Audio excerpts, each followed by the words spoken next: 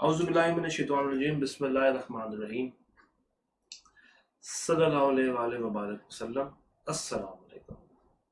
I hope कि आप सब लोग खुश होंगे और आप लोग अपनी पढ़ाई अच्छे तरीके से कर रहे होंगे। अच्छा जी, हम लोगों ने जो कॉन्सेप्ट स्टार्ट किया है, जो टॉपिक स्टार्ट किया है, दैट इज़ मार्केटिंग। और अभी तक हम लोगों ने मार्केटिंग के बारे में बहुत सारी इंटरेस्टिंग बातों को कवर किया। इस वीडियो में हम लोग बात करेंगे प्रोडक्ट लाइफ साइकिल के ऊपर कि किस तरह कोई भी प्रोडक्ट मार्केट में इन होती है, किस तरीके से वो ग्रो करती है, कैसे वो प्रोडक्ट मैच्योर होती है और कैसे वो डिक्लाइनिंग फेज में जाती है। इस वक्त जैसा कि आप देख रहे हैं आपकी स्क्रीन के ऊपर एक नेचर की मिसाल मैंने रखी है। आप देख रहे हैं कि सीड इंट्रोड्यूस करवाया जाता है मिट्टी में। अगर हमने कोई दरख्त लगाना है तो हम लोग सबसे पहले क्या करते हैं, हम लोग सबसे पहले एक सीड मिट्टी में दबा देते हैं, बीज मिट्टी में बो देते हैं और फिर हम उस सीड को ग्रो करने की कोशिश करते हैं। हम लोग उस सीड को बड़ा करने की कोशिश करते हैं, उस सीड में से पौधा निकालने की कोशिश करते हैं। ये देख रहे हैं आप, सीड से आहिस्ता आहिस्ता पौधा बन रहा है और बढ़ते बढ़ते ये एक दरख्त की शक्ल इख्तियार कर लेता है। यहाँ पे हमने उसको एक अच्छी सॉइल दी होगी, यहाँ पे हमने उसको अच्छा पानी दिया होगा, उसकी केयर की होगी, उसको प्रॉपर सनलाइट प्रोवाइड की होगी, जो जो उसकी नेसेसिटीज थी, जिस जिस तरीके से वो ग्रो कर सकता था, हम लोगों ने यहाँ पे उसको तमाम फैसिलिटीज प्रोवाइड की और एट द एंड क्या हुआ, वो एक मजबूत दरख्त बन गया। बट हमें ये भी पता है कि कोई भी चीज लासानी नहीं है, हर चीज का एंड है, हर चीज का एक डिक्लाइन है और आहिस्ता आहिस्ता उसके पत्ते झड़ने शुरू हो जाते हैं, जो उस पर फल लगते हैं वो गिरने शुरू हो जाते हैं, वो बूढ़ा हो जाता है और वफात पा जाता है। इंसान भी तो ऐसा ही है। इंसान पहले पैदा होता है, आहिस्ता आहिस्ता वो बड़ा होता है, फिर एक टाइम आता है जिसमें वो मैच्योरिटी की फेज में चला जाता है, वो मैच्योर हो जाता है, उसको अच्छे बुरे की तमीज समझ आ जाती है और फिर वो बूढ़ा होके फौत हो जाता है। तो लाइफ साइकिल तो हर चीज के साथ अटैच्ड है, चाहे वो ये दरख्त की मिसाल हो, चाहे वो इंसान की मिसाल हो, चाहे वो किसी कंपनी की मिसाल हो, चाहे वो किसी प्रोडक्ट की मिसाल हो, चाहे वो किसी सर्विसेज की मिसाल हो, हर चीज में आपको एक लाइफ साइकिल मिलता है। देखिए, इस लाइफ साइकिल का मतलब क्या है? इस लाइफ साइकिल का मतलब ये है कि कोई भी चीज परमानेंट नहीं है। If there is a fall then there is a rise. अगर अभी आप डिक्लाइनिंग स्टेज में है तो यकीन मानिए एक टाइम आएगा जब आप ग्रो कर रहे होंगे, और अगर आप अभी ग्रो कर रहे हैं तो एक टाइम आएगा जब आप डिक्लाइनिंग फेज में होंगे। क्रिकेटर्स के साथ भी तो ऐसा ही होता है। किसी क्रिकेटर की फॉर्म बड़ी अच्छी लगी होती है, वो 10-15 टूर्नामेंट्स के अंदर फटाफट से अपना स्कोर कर रहा होता है, बट जैसे उसके ऊपर कोई डिक्लाइनिंग पैच आता है तो उससे बैट भी नहीं उठ रहा होता, उससे मुश्किल से 10-12-15 स्कोर रन हो रहे होते हैं। तो ये फैक्ट है। हर चीज के अंदर अगर आप गौर से देखेंगे तो आपको एक लाइफ साइकिल नजर आएगी और आज हम उसी लाइफ साइकिल को डिस्कस करेंगे डिफरेंट एस्पेक्ट्स के साथ। जैसा कि अभी एक मिसाल आपके सामने है, इसको दोबारा से भी डिस्कस कर सकते हैं हम लोग। किस तरीके से देख रहे हैं, ये पौधा ग्रो करके एक अच्छा मजबूत दरख्त बना, मगर जवाल तो हर चीज को है। जवाल तो हर चीज को है। जहां पे अरूज है उसके साथ साथ जवाल भी चल रहा है। अगर मैं इसको अकाउंटिंग के टर्म में बात करूं तो अगर आपके पास एसेट्स है तो आपकी लाइबिलिटीज भी तो साथ साथ चल रही हैं। तो दुनिया बैलेंस में है। अल्लाह ताला ने दुनिया को बैलेंस्ड फॉर्म में रखा है। अगर किसी को कुछ ज्यादा दिया है तो किसी को कम दिया, इस तरह दुनिया को बैलेंस किया होगा। हर एक के पास ज्यादा नहीं है, हर एक के पास कम भी नहीं है। तो एट द एंड जो इस चीज का क्रक्स निकल रहा है अभी फॉर द टाइम, वो यही है कि हमें हर हाल में खुश रहना चाहिए, शुक्र अदा करते रहना चाहिए। जितना शुक्र अदा करेंगे, जितना खुश रहेंगे, जितना उसकी नेमतों को अच्छे अंदाज में इस्तेमाल कर रहे होंगे, उतना ही हम लोग उनसे अच्छा फायदा उठा सकते हैं और हमें उतना ज्यादा इन फ्यूचर मिलेगा। तो ये एक ओवरऑल कॉन्सेप्ट है इस लाइफ साइकिल मॉडल का। अब आइए इसको कॉन्सेप्ट्स के पॉइंट ऑफ व्यू से देखते हैं। हम लोग क्या करेंगे, हम लोग एक मिसाल के साथ चलेंगे सबसे पहले, और मिसाल मैं ले रहा हूं एप्पल की, यानी कि आपके पसंदीदा आईफोन्स की। हम लोग इस आईफोन की मिसाल को समझेंगे और इसी से हम लोग अपनी प्रोडक्ट लाइफ साइकिल को स्टार्ट कर रहे हैं। देखिए, हर प्रोडक्ट लाइफ साइकिल में 4 फेजेस होते हैं। जैसा कि हमने पहले डिस्कस किया, इंट्रोडक्शन का एक फेज होता है, फिर एक ग्रोथ का फेज होता है, then there is maturity and then there is decline. तो ये 4 फेज आपको पता होने चाहिए। नंबर 1 मैं यहां लिख भी देता हूं, introduction, I, growth, G, maturity, M, and then there is decline, D. इस इन तमाम फेजेस के अंदर कंपनी की डिफरेंट स्ट्रेटजीज होती हैं। हम लोग उन्हीं स्ट्रेटजीज के ऊपर इस वीडियो में काफी डिटेल से बात करेंगे कि कौन से फेज में कंपनी किस तरह की स्ट्रेटजी इंप्लीमेंट कर रही होती है। 4 फेजेस कौन से हैं? इंट्रोडक्शन का फेज, ग्रोथ का फेज, मैच्योरिटी का फेज और डिक्लाइन का फेज। इन शॉर्ट आप इसको IGMD के नाम से भी याद रख सकते हैं। IGMD: introduction, growth, maturity, decline. अब एप्पल की बात करते हैं और सबसे पहला फेज देखते हैं इसका, इंट्रोडक्शन फेज। आपको बताता हूँ इंट्रोडक्शन फेज किसे कहते हैं। ये वो फेज होता है जब कंपनी अपना प्रोडक्ट मार्केट में लेकर आ रही होती है। कंपनी सबसे पहले क्या करती है, कंपनी गैप ढूंढने की कोशिश करती है। कंपनी देखती है कि यार ऐसी कौन सी चीज है जो कि अभी तक कंपेटिटर्स मार्केट में नहीं लेकर आ सके। ऐसा क्या है जो कि हमें लॉन्च करना चाहिए, ऐसा क्या है जो कि हमें अपने कस्टमर्स को देना चाहिए जिनसे उनको वैल्यू मिले। तो सबसे पहला स्टेप जो कंपनी करती है ना, that is market research.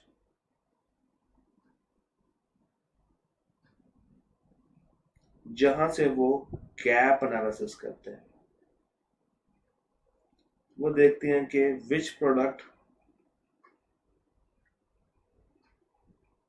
Is not yet introduced, या ऐसा कौन सा प्रोडक्ट है जो कि मार्केट में किसी के पास भी अवेलेबल नहीं है। तो वो प्रोडक्ट सबसे पहले तलाश किया जाता है, उस प्रोडक्ट के फीचर्स बनाए जाते हैं और फिर वो प्रोडक्ट मार्केट में इंट्रोड्यूस करवाया जाता है। अगर मैं एप्पल की बात करूं तो एक टाइम के ऊपर नोकिया गिर चुकी थी और लोग सैमसंग के और दूसरी डिफरेंट मोबाइल कंपनीज के एंड्रॉइड्स का इस्तेमाल कर रहे थे, बट उसमें एक चीज लैग कर रही थी, that was a good security feature. Android अभी भी सिक्योरिटी वाइज बहुत पीछे है, प्लस कैमरे वाइज भी बहुत पीछे है। मैं आईफोन की हमायत नहीं कर रहा, मुझे पता है बहुत महंगा होता है और मेरे पास खुद भी आईफोन नहीं है, बट अभी आपको समझा रहा हूँ कि सीन क्या है, कि एप्पल ने तलाश क्या किया। एप्पल ने तलाश किया एक ऐसा सेट जिसमें सिक्योरिटी का फीचर हो और जिसमें कैमरा मैं उसको बेहतर से बेहतरीन बना सकूं। तो उन्होंने क्या किया, उन्होंने एक ऐसी प्रोडक्ट लॉन्च की, एक ऐसी प्रोडक्ट मार्केट में इंट्रोड्यूस करवाई, यानी कि मुतारिफ करवाई, जिसको आईफोन का नाम दिया गया। अच्छा, जब हम कोई नया प्रोडक्ट मार्केट में लेकर आते हैं ना, तो हमारी कोशिश ये होती है कि इसकी प्राइस कम से कम रखें। ये हमारी कोशिश होती है, डिपेंड करता है कि हम कौन सा और किस तरह का प्रोडक्ट मार्केट को दे रहे हैं। फॉर एग्जाम्पल, मैं आपसे अगर कहूं कि इंट्रोडक्शन फेज में हम देखते हैं कि कंपनी जो प्रोडक्ट लेकर आ रही है, क्या वो कंपनी इटसेल्फ कोई ब्रांडेड कंपनी है या नहीं। क्योंकि इंट्रोडक्शन फेज में जब आप कोई प्रोडक्ट मार्केट को दे रहे हैं तो मार्केट का जो कंज्यूमर है, जो मार्केट का कस्टमर है, वो भी इतना सेटिस्फाई नहीं होता उस प्रोडक्ट को खरीदने में। उसको भी डर लग रहा होता है कि पता नहीं मैं ये प्रोडक्ट खरीदूंगा तो ये मेरे काम भी आएगा या नहीं आएगा, या ये प्रोडक्ट मुझे वैल्यू भी देगा या नहीं देगा। He is also not very sure on this. मगर वो किस चीज पे फैसला करता है? वो फैसला करता है ब्रांड के ऊपर। अगर तो कंपनी ब्रांडेड है तो वो अपने प्रोडक्ट की प्राइस हाई चार्ज कर सकती है। अगर तो वो कंपनी ब्रांडेड है तो वो शुरू में ही अपने प्रोडक्ट की प्राइस आसमानी रख सकती है, जिससे क्या होगा, उसका ब्रांड भी महफूज रहेगा और लोगों को लगेगा यार ब्रांडेड कंपनी है, नया प्रोडक्ट लेकर आ रही है, महंगी प्राइस है, इसका मतलब है प्रोडक्ट में जान तो है, तो मुझे ये प्रोडक्ट बाय कर लेना चाहिए।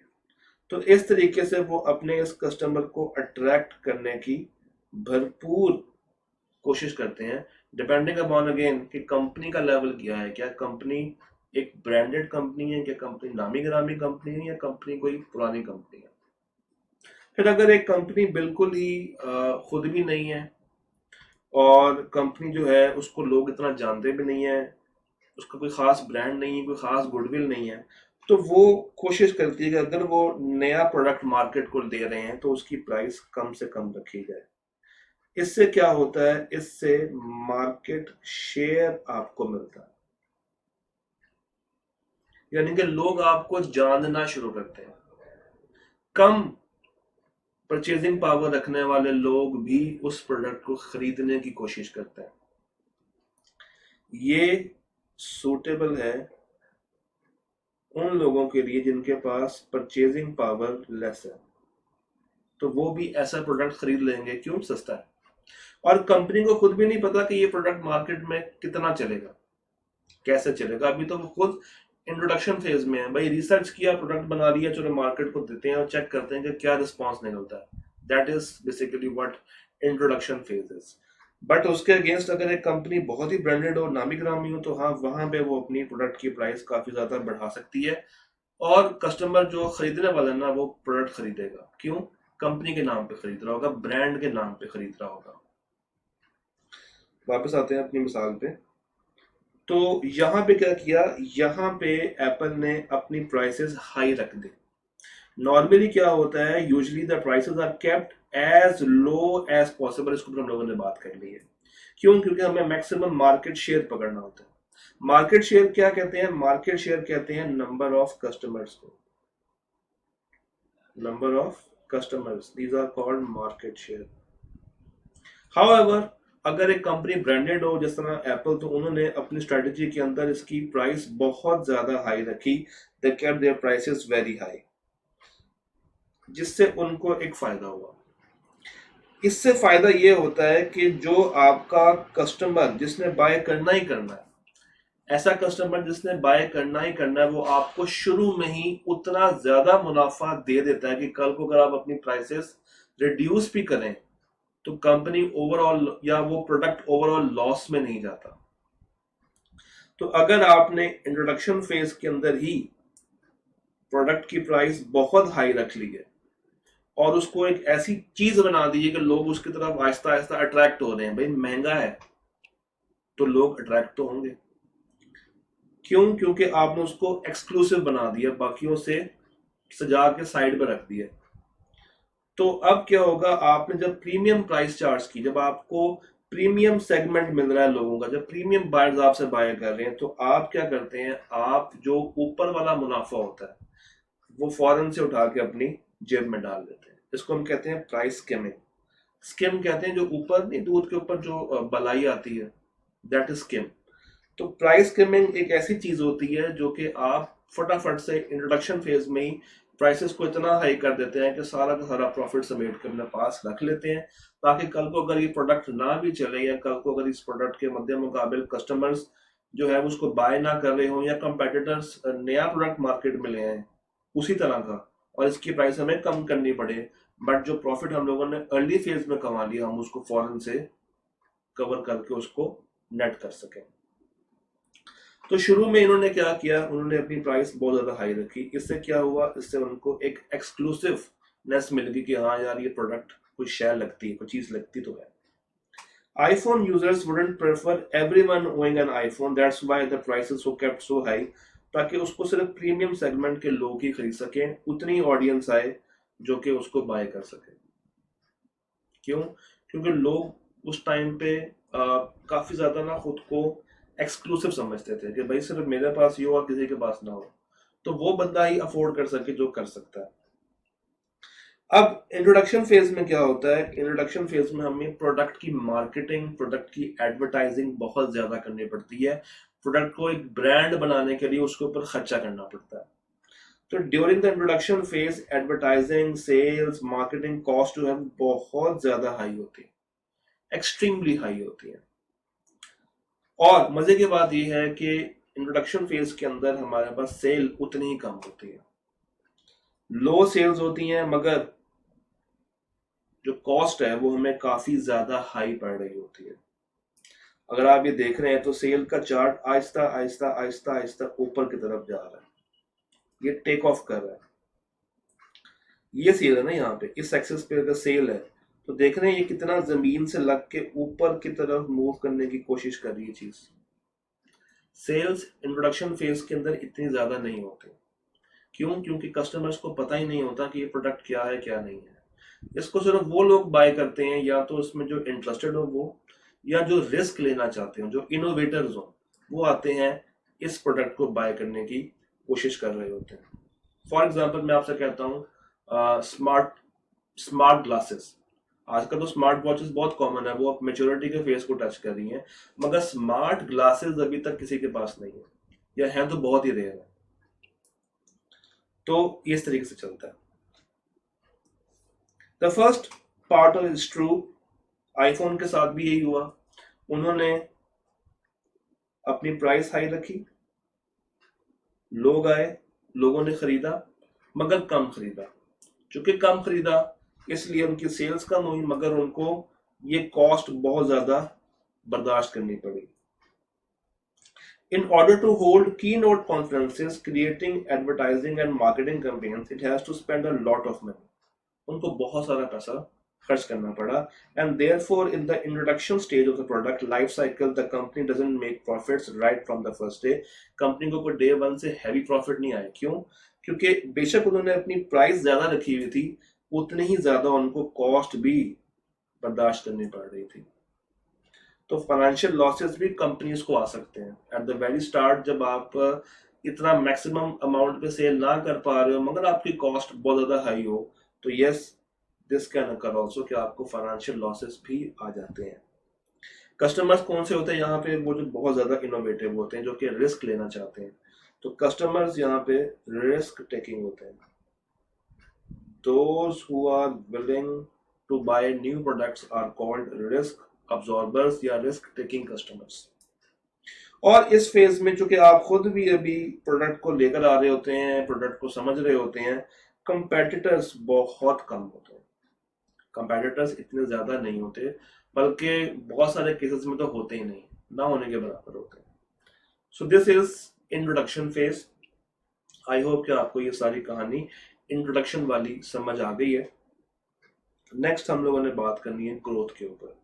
तो अगर आपको इंट्रोडक्शन यहाँ तक क्लियर नहीं है तो आप वीडियो को वापस लेके जाएं, वीडियो को दोबारा सुने और फिर ग्रोथ की तरफ आइएगा। अब जी, अब हम लोगों ने बात करनी है ग्रोथ स्टेज के ऊपर। ग्रोथ में क्या होता है? प्रोडक्ट मार्केट में इंट्रोड्यूस हो गया, अब उसने ग्रो करना है।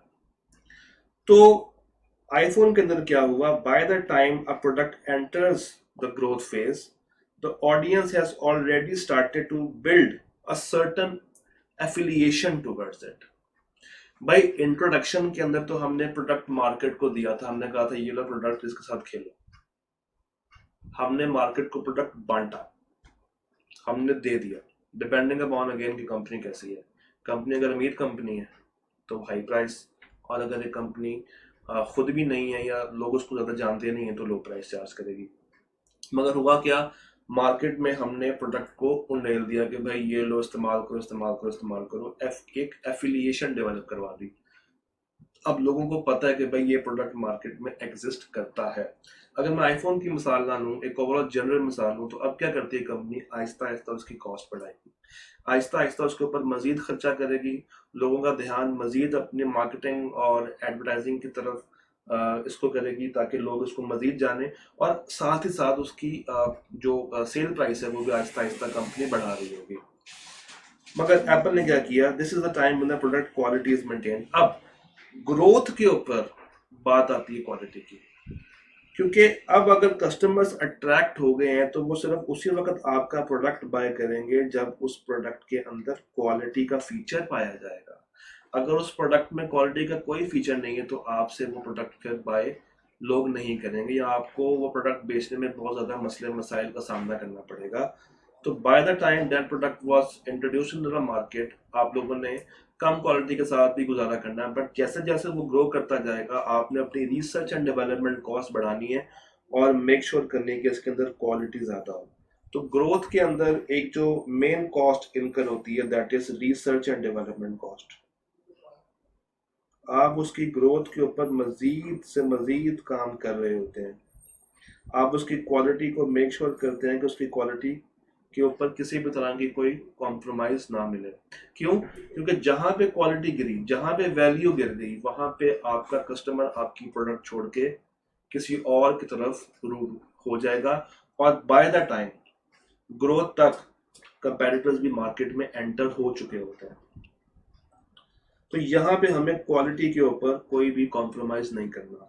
As far as marketing is concerned, the firm starts spending more money on marketing। भाई अब मुझे मार्केटिंग भी जी खोल के करनी है। इंट्रोडक्शन तक तो मैं कम मार्केटिंग के साथ भी थोड़ा बहुत गुजारा चला रहा था, बट अब जब ये प्रोडक्ट ग्रो हो रही है, जब मुझे शेयर मिलना शुरू हो गया है, जब लोग मेरी प्रोडक्ट को आहिस्ता आहिस्ता समझ रहे हैं, तो अब मुझे मार्केटिंग के दरवाजे खोल देने चाहिए। अब मुझे जी भर के मार्केटिंग करनी पड़ेगी।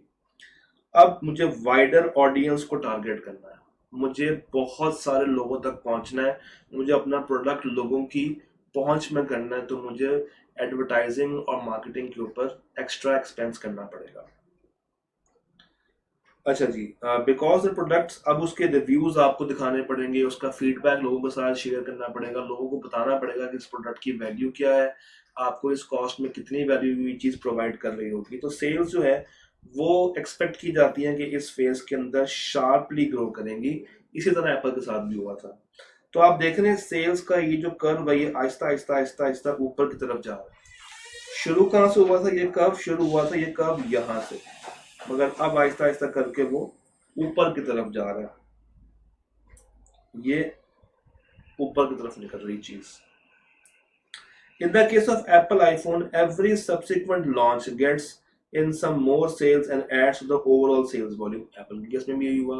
उन्होंने क्या किया, उन्होंने डिफरेंट सेमिनार्स अरेंज किए, डिफरेंट फंक्शंस अरेंज किए, डिफरेंट गैदरिंग्स अरेंज की, डिफरेंट लॉन्च इवेंट्स रखे, जिससे लोग अट्रैक्ट हुए, लोग आए, उन्होंने समझा, मोबाइल को देखा, मोबाइल को पसंद किया, अपने आप को एक एस्टीम फील दी और प्रोडक्ट बाय कर लिया। आपने जब अपने कस्टमर को एक एस्टीम फील दिला दी कि भाई तुम ये चीज डिजर्व करते हो, अब वो लाजमी ले। अब अगर उसकी जेब में पैसे ना भी हों तो वो उधार पकड़ के प्रोडक्ट खरीदेगा, खरीदेगा जरूर। क्यों? आपने उसकी साइकोलॉजिकल नीड को स्टार्ट कर दिया कि भाई ये चीज तुम डिजर्व करते हो। अच्छा, मैं डिजर्व करता हूँ, उसका मतलब है मेरे पास वो चीज होनी चाहिए, लाओ भाई अब तुम ये प्रोडक्ट खरीद के रहोगा। तो ये एडवर्टाइजिंग और मार्केटिंग ना लोगों के दिमाग के साथ इस तरीके से खेलती है।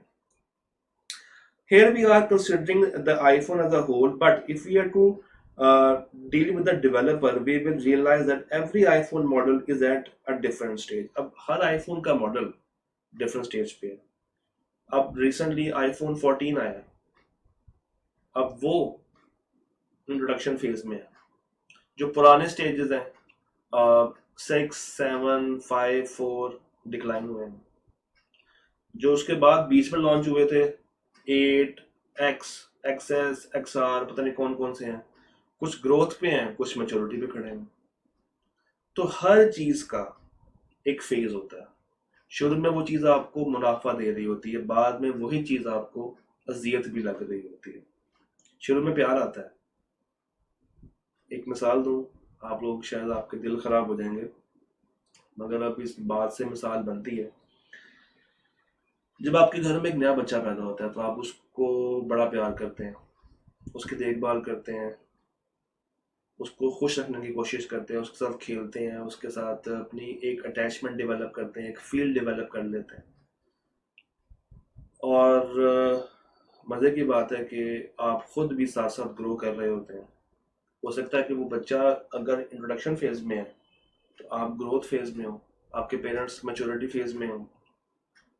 फिर वो लोग जो कि आहिस्ता आहिस्ता मैच्योरिटी से डिक्लाइन की तरफ जा रहे हैं, यानी कि घर के बड़े बुजुर्ग, आप लोग उनकी इज्जत करना छोड़ देते हैं, उनको धुतकारते हैं, आप लोग उनकी बात ही नहीं सुनते, उनके पास ही नहीं बैठते, उनको अच्छा ही नहीं समझते। एट द एंड तो इंसान ने मर ही जाना है, एट द एंड तो किसी ने जिंदा नहीं रहना। तो हर सिस्टम के साथ, हर चीज के साथ कोई ना कोई साइकिल अटैच है। इंट्रोडक्शन के अंदर हम उस चीज को काफी ज्यादा अहमियत दे रहे होते हैं। क्यों? क्योंकि वो चीज नहीं होती है। हमें लगता है कि भाई ये चीज हमें मुनाफा दे के जाएगी। वही मिसाल, नया बच्चा है, अभी आया है इस दुनिया में, हम उसके साथ खेल रहे हैं, उसके साथ हंसी खुशी रह रहे हैं, मगर वो लोग जो कि अपनी उम्र गुजार चुके हैं और अब वो आप पे डिपेंड करते हैं, तो आप उनको कुछ भी नहीं समझते। बच्चा रोए तो आप फौरन से बच्चे को जाके चुप करवा रहे होते हैं, बच्चे के साथ खेल रहे होते हैं। मगर अगर वो बुजुर्ग अपनी किसी बीमारी की वजह से रो रहा है तो शायद आप उसके पास बैठना भी पसंद ना करें। स्टेज क्या है? डिक्लाइन। तो ऐसा होता है और ये इंसान की फितरत में है। बट मैं ये चाहूंगा कि जो कोई भी ये मैसेज सुन रहा है, प्लीज ऐसा ना कीजिएगा। पता है, वो एसेट है। अगर आप उनको अब टाइम नहीं देंगे तो कल को आप जब डिक्लाइनिंग फेज में जाएंगे आपको भी कोई टाइम नहीं देगा। तो इस चीज के ऊपर आपने तवज्जो करनी है, उसको सोचना है। वापस आते हैं ग्रोथ में। जनाब क्या होता है, ग्रोथ के अंदर जो कुछ हमारे पास फैक्टर्स हैं, हमारी सेल्स बढ़नी शुरू हो जाती हैं।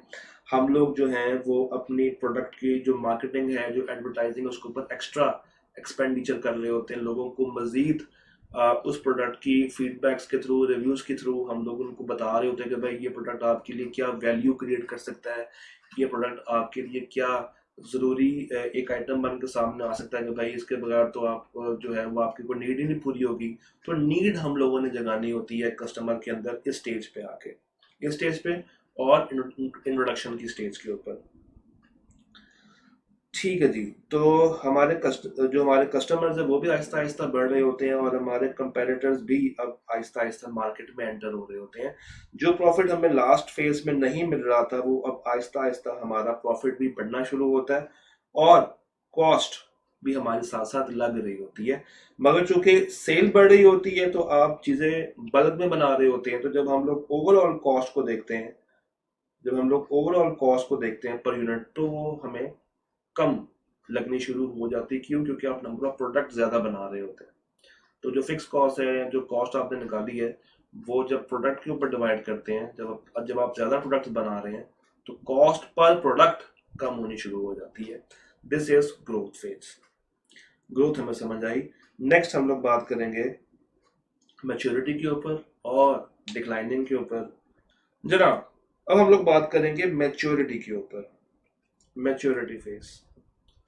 अब वो प्रोडक्ट एक ब्रांड बन चुका है, अब वो प्रोडक्ट आपको कमा के दे रहा है, अब वो प्रोडक्ट आपको एक्स्ट्रा कॉस्ट में नहीं पड़ रहा, अब उस प्रोडक्ट की आपने फिक्र नहीं करनी, अब उसने आपको अर्न करके देना, आपको इनकम प्रोवाइड करनी है। तो इस फेज में क्या होता है, इस फेज के अंदर सेल्स हो रही होती है, और एक टाइम आता है जिस टाइम पे वो ड्रॉप होनी शुरू होती है। जैसे ही वो ड्रॉप होनी शुरू हुई वो डिक्लाइन फेज में चली जाती है। अजान।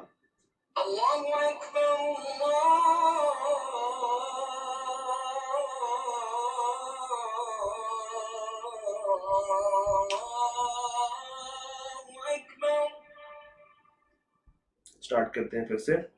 हम लोगों ने क्या कहा था, मैच्योरिटी फेज। भाई मैच्योरिटी फेज क्या है? मैच्योरिटी फेज एक ऐसा फेज है जहां पे आपकी सेल्स काफी ज्यादा पीक पे होती हैं, आपकी सेल्स हाई हो रही होती हैं, आपकी जो कॉस्ट है वो कम से कम हो रही होती है। अब आपको उतनी ज्यादा एडवर्टाइजिंग और उतनी ज्यादा मार्केटिंग की जरूरत नहीं होती, आपके प्रॉफिट्स हाई होने शुरू हो जाते हैं, मैस मार्केट तक आप लोग पहुंच जाते हैं, और कंपेटिटर्स भी अब काफी ज्यादा मार्केट में इन हो चुके होते हैं। बट चूंकि आपने फर्स्ट एडवांटेज लिया होता है, आपने अपना प्रोडक्ट पहले मार्केट को दिया होता है, तो कंपेटिटर्स हमेशा आपको चैलेंज ही करेंगे, कभी उस प्रोडक्ट के लिए या उस चीज के लिए लीडर नहीं बन बन पाएंगे। क्यों? क्योंकि आपने फर्स्ट मूवर एडवांटेज लिया होता है। तो इस फेज के अंदर आपका जो सेल्स का साइकिल है वो बढ़ जाता है, मगर एक टाइम आएगा जब वो डिक्लाइन होना शुरू हो जाएगा। ये देख रहे हैं, यहाँ पे आके वो मैक्सिमम अचीव कर चुका है, और अब यहां से वो गिरना शुरू होगा। यहां से अगर मैं आपको हाईलाइट करके भी दिखाऊं, तो ये उसका सैचुरेशन पॉइंट है, मैक्सिमम पॉइंट है, और अब देखिए उसकी फॉर्म गिर रही है, आहिस्ता आहिस्ता आहिस्ता आहिस्ता आहिस्ता आहिस्ता आहिस्ता आहिस्ता वो नीचे की तरफ आ रही है, वो डिक्लाइनिंग की तरफ जा रही है। खैर, मेच्योरिटी में और क्या होता है, मेच्योरिटी के अंदर आप कंपेटिटर्स मार्केट में आ चुके होते हैं, आपका जो प्रोडक्ट है वो बिक रहा होता है। एक चीज आपको बता दूं, यहाँ पे हमें कस्टमर को भी बार बार रिमाइंड करवाने की जरूरत होती है कि भाई हमारा प्रोडक्ट एग्जिस्ट करता है। कस्टमर के दिमाग के अंदर हमें ये चीज बिठानी पड़ती है कि we are still available in the market. आपको अगर मैं एक मिसाल दूं, कोक, आपको हर कमर्शियल में, हर जगह पे, हर चैनल पे कोक का एड नजर आएगा। क्या लोगों को नहीं पता कि कोक मार्केट में है? क्या कोक इंट्रोडक्शन फेज में है? नहीं। क्या कोक ग्रोथ फेज में है? नहीं। कोक डिक्लाइनिंग फेज में है? नहीं। कोक मैच्योरिटी के स्टेज पे खड़ी हुई है, मगर स्टिल वो लोगों को रिमाइंड करवाते हैं। पूरे दिन में हजारों दफा रिमाइंड करवा रहे थे कि भाई कोक मार्केट में अवेलेबल है, अवेलेबल है, अवेलेबल है। Same goes with Pepsi. भाई कोक अपने ऐड देने बंद कर दे, सिर्फ पेप्सी का ऐड चल रहा हो, लोगों के यार टेस्ट बदल जाएगा, या वाइस वर्सा। कि पेप्सी ऐड बंद कर दे और कोक अपना ऐड चलाती रहे, तो वो लोग जो पेप्सी कंज्यूम करते हैं वो आहिस्ता आहिस्ता कोक पे शिफ्ट हो जाएंगे। तो मार्केटिंग, एडवर्टाइजिंग, इस तरह की चीजें, प्रमोशंस बहुत अहम रोल प्ले करती हैं कस्टमर्स को अट्रैक्ट करने में, कस्टमर से पैसा निकलवाने में, कस्टमर को वो चीज अच्छे दामों बेचने में। Bye the time many competing products will be entering into the market, हम लोगों ने बात कर ली कि अब मेच्योरिटी की फेज में आके अब तो बहुत सारे कंपैरेटर्स मार्केट में एंटर हो चुके होते हैं। Some of them may be genuinely good products, where some of them will be replica of your own product. अब अगर मैं कंपैरेटर्स की बात करूं तो वहां में भी दो तरह की क्लासिफिकेशन होती हैं। एक तो वो जिन्होंने कुछ नया दिया है, प्रोडक्ट हमारी तरह का ही है मगर उन्होंने उसको बदल दिया, नए फीचर्स ऐड कर दिए होंगे, डिजाइन नया कर दिया होगा, वर्जन नया कर दिया होगा। और कुछ ऐसे लोग होते हैं जो कि सिर्फ रेप्लिकास बना रहे होते हैं, सिर्फ कॉपीज कर रहे होते हैं। अगर तो कोई जेन्युइनली गुड प्रोडक्ट लेकर आ रहा है ना, तो इसको हम कहते हैं मार्केट चैलेंजर। Market challenger. और अगर वो सिर्फ आपका रेप्लिका ही बना के दे रहा है, तो ये फिर फॉलोअर कहलाएगा, मार्केट फॉलोअर। और आप क्या बन बैठे हैं? आप बन बैठे हैं मार्केट लीडर। क्यों? क्योंकि आपके पास फर्स्ट मूवर एडवांटेज है, आपने अपना प्रोडक्ट मार्केट में बहुत पहले दे दिया था, जिसकी वजह से लोग अट्रैक्ट हुए। करंटली क्या है, जो आईफोन 8 या आईफोन आप कह लें कि 10-11 की जो सीरीज है, वो अब जो है वो मैच्योरिटी स्टेज पर आ गई, और आहिस्ता आहिस्ता इनकी सेल्स अब मजीद कम से कम होती जाएगी। बल्कि अब तो शायद आईफोन 12 भी उस मैच्योरिटी के फेज को अचीव कर चुका है। Next we will be talking about declining phase. जी, बात करते हैं डिक्लाइनिंग फेज की। भाई साहब, ये डिक्लाइनिंग फेज क्या है? Bye the time audience moves on better things in life, लोग वो प्रोडक्ट खरीदना बंद कर देते हैं, लोग नए प्रोडक्ट की तरफ चल पड़ते हैं। एक मजे की बात बताऊं आपको, जब आपको लगे कि यहाँ पे कहीं मेरी सेल्स गिरनी शुरू हो गई हैं और आप मेच्योरिटी के बाद उसको मजीद गिरने ना दें, आप यहाँ पे अगर रिसर्च एंड डेवलपमेंट करवा के कोई अपनी ही एग्जिस्टिंग प्रोडक्ट के अंदर नए फीचर्स ले आए, आप अपने ही प्रोडक्ट में नए फीचर्स ऐड कर लें, तो यहाँ से फिर आपका प्रोडक्ट दोबारा से इंट्रो की फेज में चला जाता है और दोबारा से ग्रोथ करनी शुरू कर देता है। तो आप अगर इतने अक्लमंद हैं और आपको लगता है कि भाई ये प्रोडक्ट में अगर मैं ये वाला फीचर नया ऐड कर दूं और इसको मैं एक नई साइकिल में डाल सकता हूं, तो यहाँ से वो फिर डिक्लाइन नहीं होता, यहाँ से वो फिर से इंट्रो और ग्रोथ की फेज में चला जाता है। मिसाल दूं, कोक। कोक क्या करती है, हर साल कोई ना कोई नया फीचर लेकर आती है। कभी कहती है कि जनाब इसमें हमने उसको स्ट्रॉन्ग बना दिया, कभी वो लोग बॉटल चेंज कर देते हैं, कभी वो लोग किसी ब्रांड एम्बेसडर के साथ इसको एसोसिएट कर देते हैं, कभी वो कहते हैं कि जनाब हम इसमें वेरिएशन लेकर आ रहे हैं, इसका कलर हम ब्लैक से, आप कह रहे हैं कि उसको कम ब्लैक कर रहे हैं ताकि लोगों को लगे कि यार इसमें कैफीन का लेवल कम होता जा रहा है। तो इस तरह की चीजें आप अगर डाइवर्सिफाई करते रहेंगे अपने प्रोडक्ट को, तो वो डिक्लाइनिंग फेज से हमेशा बचता रहेगा। और जब आप उसको डाइवर्सिफाई करेंगे तो वो एक नई साइकिल में चला जाता है और फिर वो नया जो है वो ट्रेंड शुरू होता है। तो बाय द टाइम ऑडियंस ने डेफिनेटली अब मूव कर जाना है, अब ऑडियंस को वो प्रोडक्ट बुरा लगना शुरू हो जाता है। याद करें ये वही प्रोडक्ट है जो कि उनको शुरू में बहुत ज्यादा पसंद भी था, तो they are no longer interested in your product. वही बात होगी ना, बच्चा शुरू में तो प्यार लेता है और आगे जाके खैर, अब उनको नया प्रोडक्ट चाहिए, अब उनको नई चीज चाहिए। तो अगर आप यहीं पे उनको कुछ फीचर्स ऐड कर दें तो शायद आपकी प्रोडक्ट फिर से एक नई साइकिल में चली जाए। डिक्लाइनिंग फेज क्या है, यहाँ पे आपका प्रोडक्ट ऑब्सोलीट होना शुरू हो जाता है और आपकी सेल्स गिरना शुरू हो जाती है।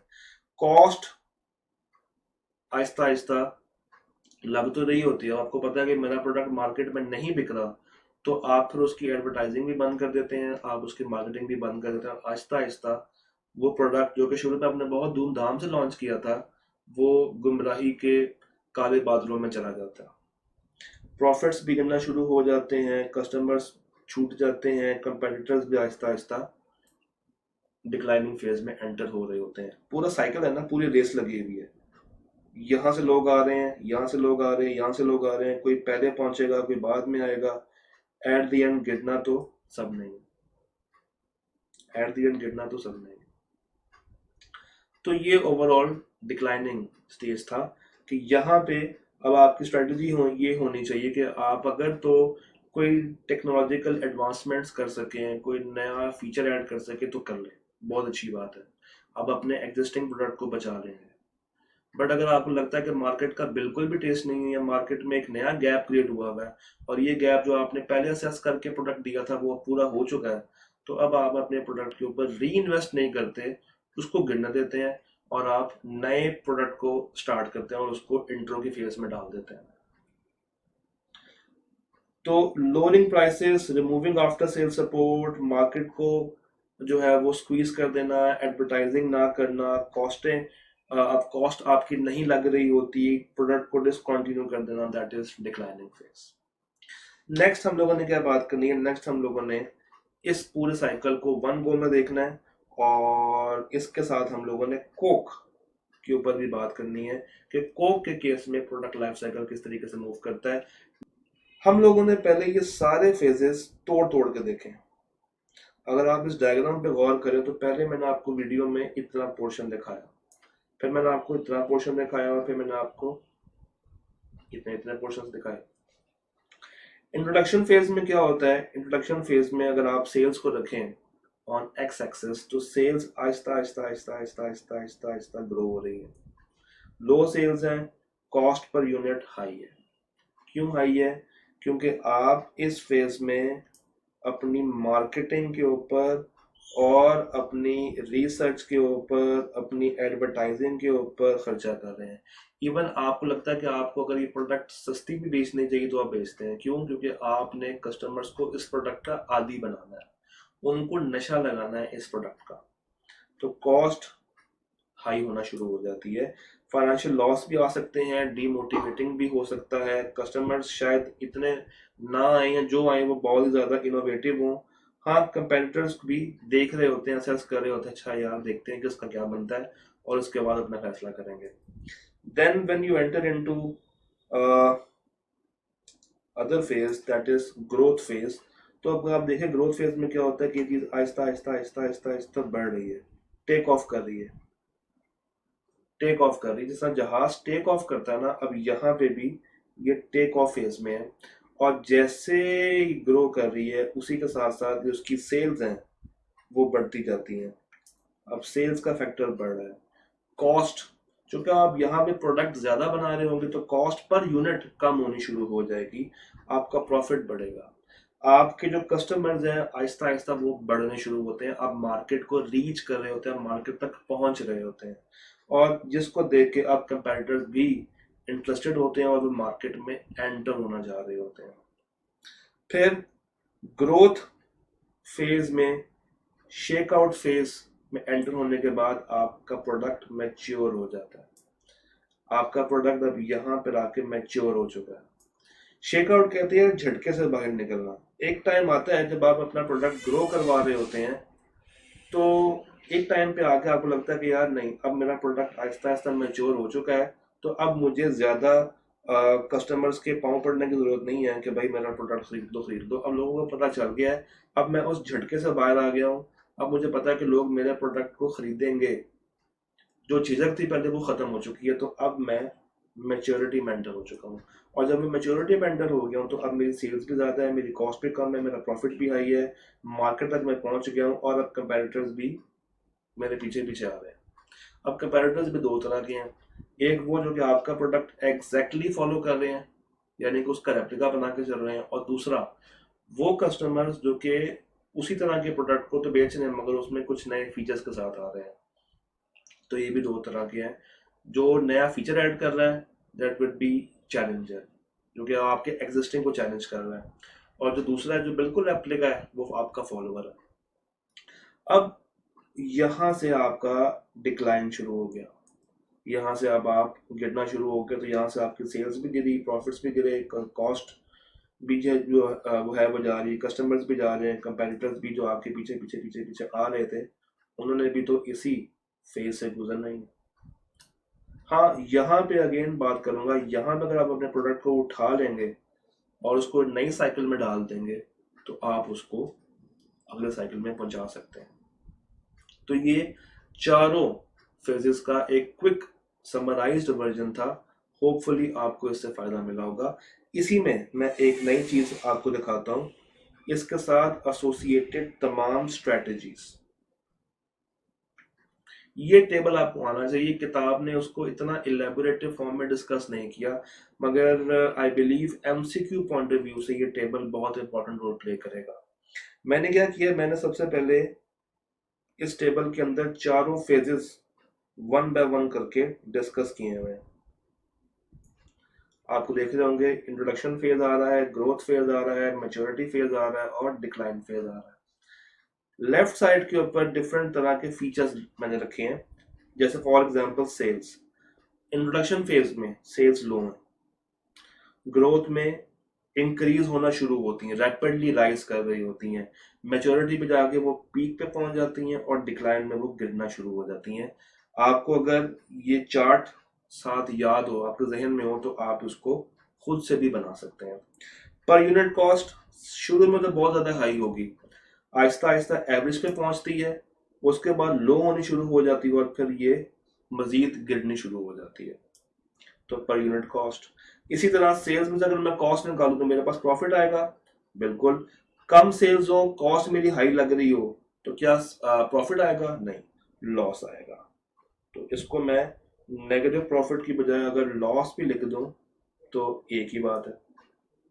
यहाँ पे चूंकि मेरी सेल्स रैपिडली ग्रो कर रही हैं, मेरी सेल्स बढ़ रही हैं, कॉस्ट भी एवरेज हो गई है, तो मेरा प्रॉफिट बढ़ेगा, बढ़ रहा होगा, आहिस्ता आहिस्ता आहिस्ता आहिस्ता बढ़ रहा होगा। मैच्योरिटी पे जाके जब सेल्स बहुत हाई हो जाती है, कॉस्ट बहुत कम हो जाती है, तो मैं हाई प्रॉफिट कमाता हूँ। मगर डिक्लाइनिंग फेज में एंटर होते साथ ही मेरा वो हाई प्रॉफिट डिक्लाइन का शिकार हो जाता है। इसी तरह कस्टमर्स की बात कर लेते हैं। भाई साहब, जो मेरे कस्टमर्स होंगे प्यारे बच्चों, इंट्रोडक्शन फेज में तो वो लोग मेरे से प्रोडक्ट बाय करेंगे जो इनोवेटर्स हैं, जो कि नया प्रोडक्ट इस्तेमाल करने के ख्वाहिश में होते हैं, जो कि शुगर शुगर में प्रोडक्ट खरीद लेते हैं। तो इनोवेटर्स जो कि रिस्क ले रहे होते हैं, आहिस्ता आहिस्ता इसको लोग अडॉप्ट करेंगे, फिर मेजोरिटी की तरफ जाएगा, और अब एंड के ऊपर वो लोग आएंगे जो कि बहुत ही कोई मेरे से लगाव रखते होंगे या जो बहुत ही सगे होंगे मेरे साथ, वही मेरा प्रोडक्ट डिक्लाइनिंग फेज के अंदर जाके भी इस्तेमाल कर रहे होंगे। कंपेटिटर्स शुरू में तो बहुत कम होंगे, फिर आहिस्ता आहिस्ता ग्रो होते हैं, एक टाइम पे आके बढ़ जाते हैं, और फिर जिस तरह आप गिर रहे होते हैं उस स्लोप से, आपके कंपेटिटर्स भी डिक्लाइन होना शुरू हो जाते हैं। तो sales per unit cost, profit, customers और कंपेटिटर्स आपको ग्राफिकल फॉर्म में भी बता दिए, और आपको अब मैंने इसको टेबुलर फॉर्म के अंदर भी समझा दिया। नेक्स्ट वीडियो में हम लोग बात करेंगे स्ट्रेटजीज के ऊपर, कि हर फेज के अंदर प्रोडक्ट की क्या स्ट्रेटजी होनी चाहिए, प्राइस की क्या स्ट्रेटजी होनी चाहिए, इस तरह की बात करेंगे। सारे कॉन्सेप्ट्स आप पीछे पढ़ चुके हैं, तो हम लोग बात करेंगे नेक्स्ट वीडियो में इस चीज के ऊपर। अपना ख्याल रखिएगा। अल्लाह हाफिज जनाब। फिर से बात करेंगे, और हम लोगों ने बात करनी है स्ट्रेटजीज के ऊपर। तो आपने काफी तसल्ली के साथ और सुकून के साथ इस एरिया को समझना है भाई। ऑब्जेक्टिव्स यानी कि what we are trying to achieve at every stage, हमारा प्रोडक्ट किस तरह का होगा एट एवरी स्टेज, कितनी प्राइस सेट करनी है एट एवरी स्टेज, उसकी डिस्ट्रीब्यूशन क्या होगी, उसकी प्रमोशन कैसे करनी है, उसको टारगेट कहाँ कहाँ पे करना है, और ये कुछ एग्जांपल्स दी हुई हैं। तो बेसिकली हम लोगों ने इन स्ट्रेटजीज के ऊपर बात करनी है। ये सारी चीजें क्या है, ये आप मार्केटिंग मिक्स के अंदर ऑलरेडी पढ़ चुके हैं। आपको प्रोडक्ट का भी पता है, आपको प्राइस का भी पता है, प्लेस का भी पता है, प्रमोशन का भी पता है, टारगेटिंग का भी पता है। तो अब उन तमाम कॉन्सेप्ट्स को लिंक करेंगे इसके साथ, और हम अब लोग मार्केटिंग एरिया को एंड करते हैं। सबसे पहला ऑब्जेक्टिव। भाई, अगर मैं एक प्रोडक्ट लेकर आ रहा हूं और वो मेरा प्रोडक्ट इंट्रोडक्शन फेज के अंदर आ चुका है, तो इट मीन्स कि मैं जो मेरा जो ऑब्जेक्टिव है वो ये है कि मैंने अवेयरनेस पैदा करनी है उस ऑब्जेक्ट की कस्टमर के माइंड में। कस्टमर को बताना है कि ये प्रोडक्ट है जो कि तुम्हारी ये नीड फुलफिल कर रहा है, जो कि तुम्हें ये नीड फुलफिल करने में हेल्प कर रहा है। हम लोग कुछ प्रोडक्ट्स ट्रायल के ऊपर भी दे सकते हैं ताकि वो यूज टू होना शुरू हो जाए। इंट्रोडक्शन फेज के अंदर जो मेरा प्रोडक्ट होता है वो मेरा बेसिक प्रोडक्ट होता है, उसमें कोई इतने खास फीचर्स नहीं होते। प्राइस हम लोग हल्का सा मार्जिन रख के बेचते हैं, या कभी कभी तो जितना कॉस्ट हमारी लग रही होती है उसी के ऊपर सेल करने की कोशिश करते हैं। हाँ, अगर कॉस्ट से भी कम बिक रहा हो तो हमारा फिर मकसद ये होता है कि भाई कस्टमर की रीच तक पहुंच जाए।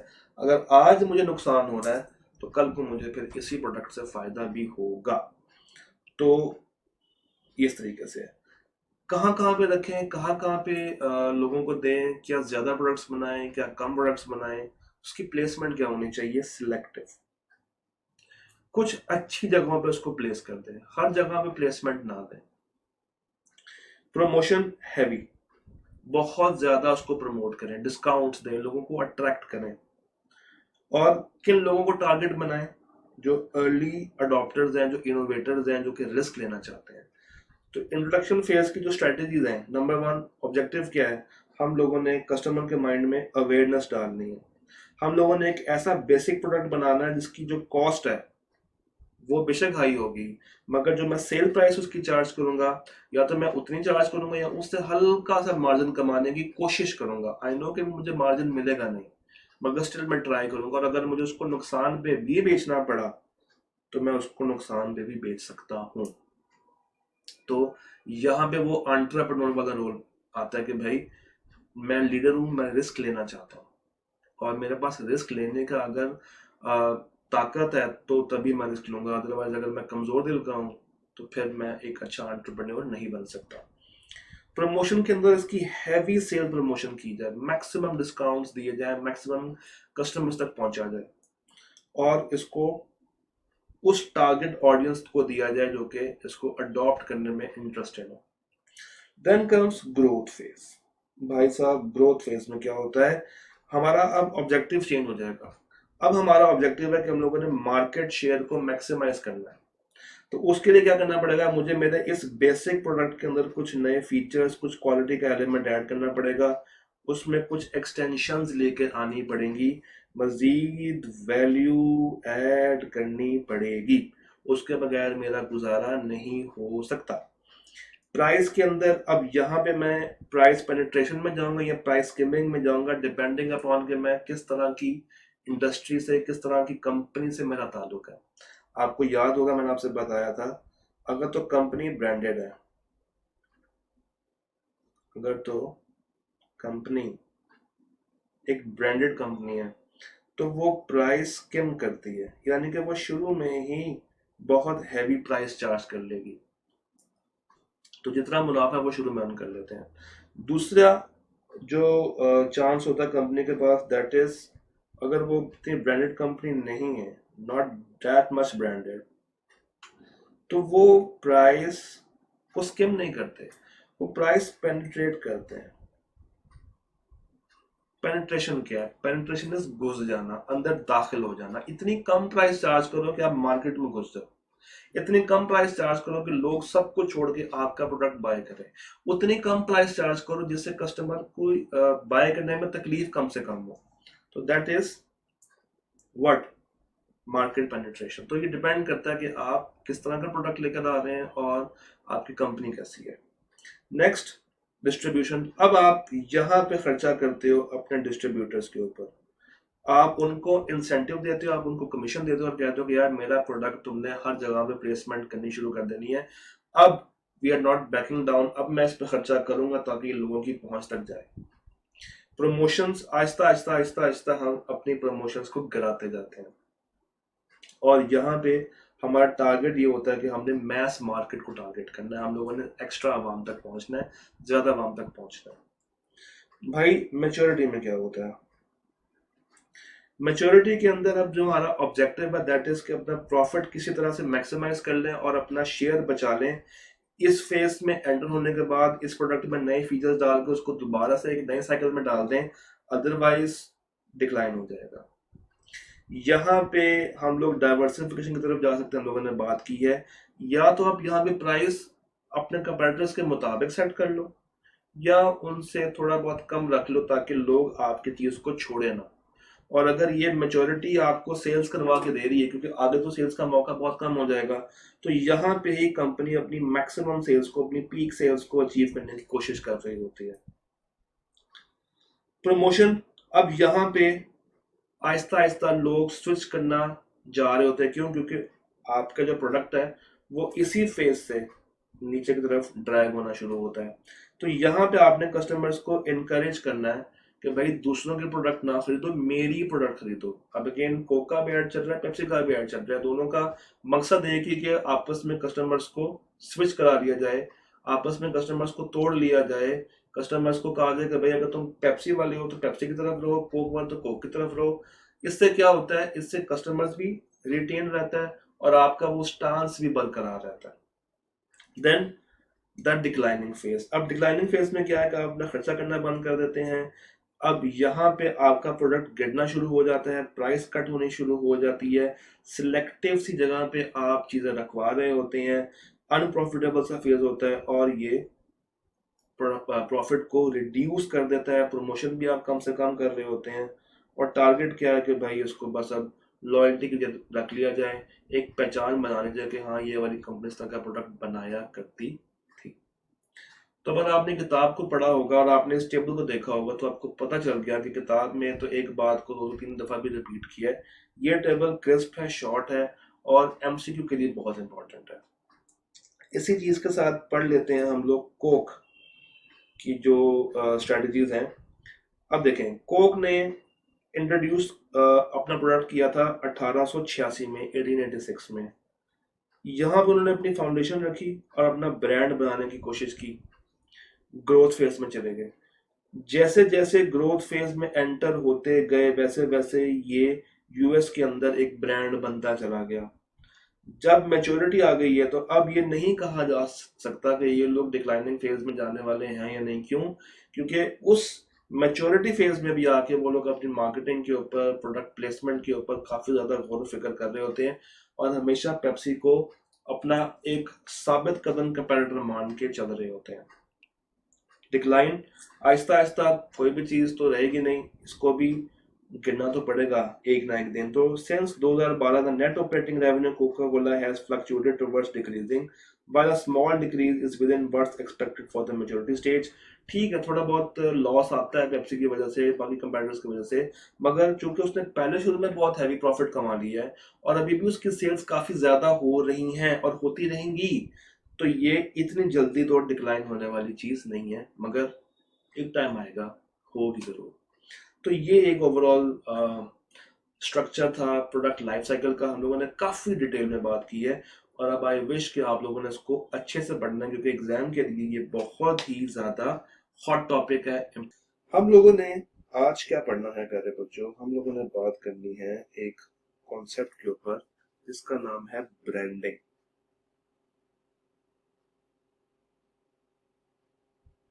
ब्रांडिंग, ये ब्रांडिंग किसे कहते हैं, ये ब्रांडिंग क्या चीज होती है? तो सबसे पहले अगर मैं इसकी आपको हिस्ट्री के ऊपर कुछ बात बताऊं, तो जिस तरह किताब ने भी इसको डिस्कस किया है कि ब्रांडिंग या ब्रांड जो वर्ड है ये नॉर्स मिथोलॉजी से बाहर निकला। पुराने जमाने में क्या होता था, लोग अपने अपने जानवरों की शनाख्त के लिए उनकी पीठ पे या उनकी कमर पे या उनके जिस्म के किसी हिस्से के ऊपर कोई निशान लगा देते थे, जिससे जानवरों की पहचान में हेल्प मिलती थी। अब बहुत सारी तरह की भेड़ बकरियां अगर हैं और किसान भी बहुत ज्यादा है, तो किसी को नहीं पता चलता था कि कौन सी बकरी किसकी है, कौन सी भेड़ किसकी है, कौन सा बकरा किसका है, कौन सी गाय किसकी है, और आपस में फिर ये लोग लड़ाई झगड़ा करते थे।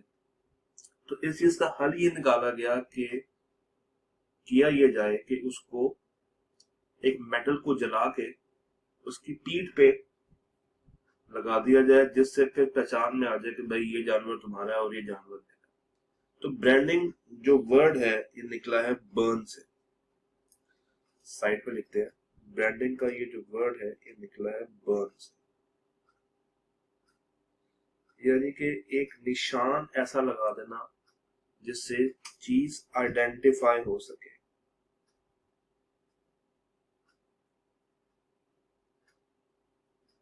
आइडेंटिफिकेशन में हेल्प मिल सके। तो burning their marks on the products to identify.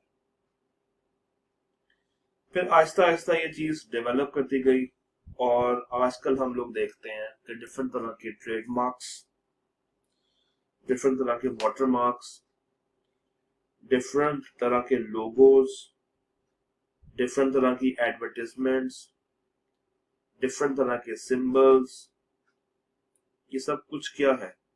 ये प्रोडक्ट से आपकी पहचान करवाते हैं, इसको ब्रांडिंग बोलते हैं। इसको हम लोग ब्रांडिंग के नाम से डिस्कस करते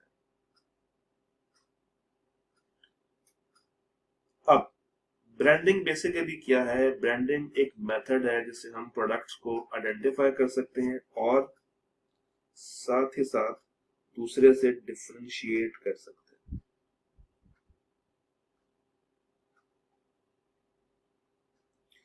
तो ब्रांडिंग बेसिकली प्रोडक्ट की आइडेंटिफिकेशन में और उसकी डिफरेंशिएशन में हेल्प करती है। अगर कंपीटिंग प्रोडक्ट्स हो, लेट्स सपोज मैं आपसे कहता हूं पेप्सी और कोक, ये दोनों कंपीटिंग प्रोडक्ट्स हैं। इसका ब्रांड आपको नजर आएगा ब्लू और रेड बीच में व्हाइट लोगो के साथ। कोक की बोतल आपको नजर आएगी रेड कलर की। ये क्या है?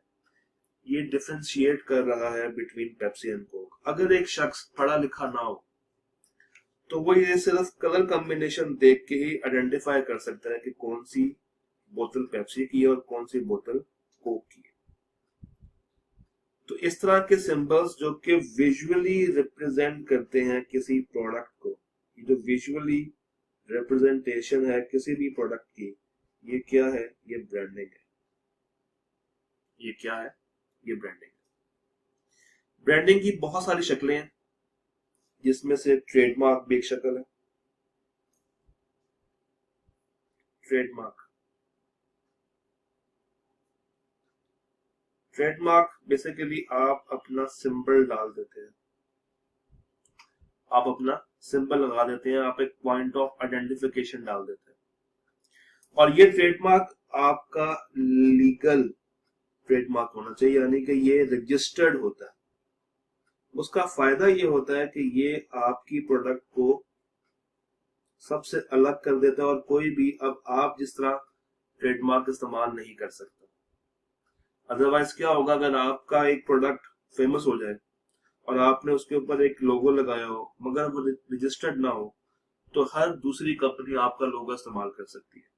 तो ऐसा लोगो जिसको रजिस्टर करवा लिया है वो आपका ट्रेडमार्क बन जाता है।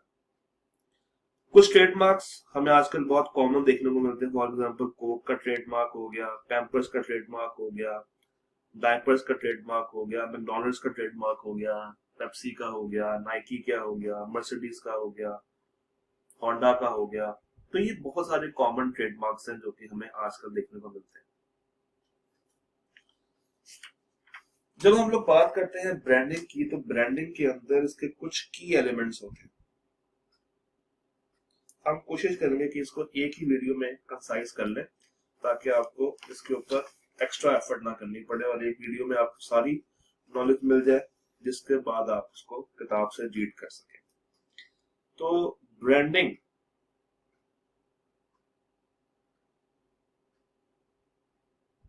के कुछ की एलिमेंट्स होते हैं।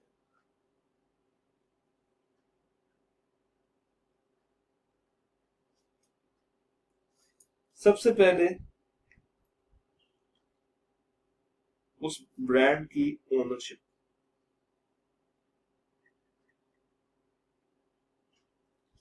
यानी कि ब्रांड ओनरशिप।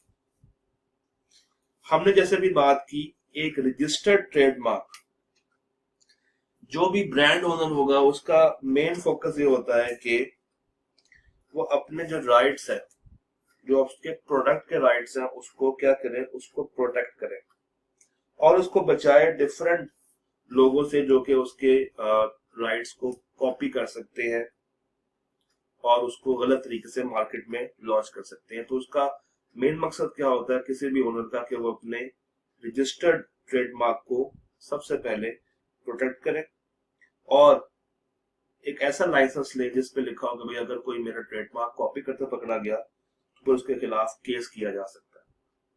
तो ओनरशिप, ब्रांड ओनरशिप सबसे बहुत इंपॉर्टेंट है।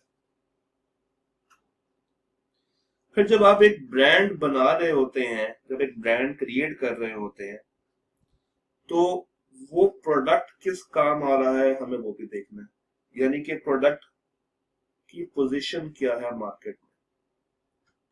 जिस प्रोडक्ट का ब्रांड बनने जा रहा है उस प्रोडक्ट की क्या अहमियत है मार्केट में, कस्टमर्स के दिमाग में उस प्रोडक्ट की क्या वैल्यू है, क्या नीड है, यानी कि कस्टमर्स उस प्रोडक्ट से क्या फायदा उठा सकते हैं, क्या फायदा नहीं उठा सकते। इसको कहते हैं ब्रांड पोजिशनिंग। एक आपको मिसाल देता हूं, अगर मैं आपसे कहूं कि यार मैं मार्केट में टूथपेस्ट लेने जा रहा हूं,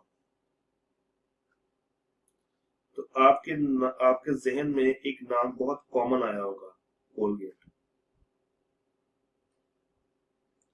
इन्होंने क्या किया, इन्होंने कोलगेट जो कि एक प्रोडक्ट है उसको टूथपेस्ट का ब्रांड ऐसा बना दिया कि जब आप टूथपेस्ट का जिक्र करेंगे फौरन से आपके दिमाग में कोलगेट आएगा। ये क्यों हुआ?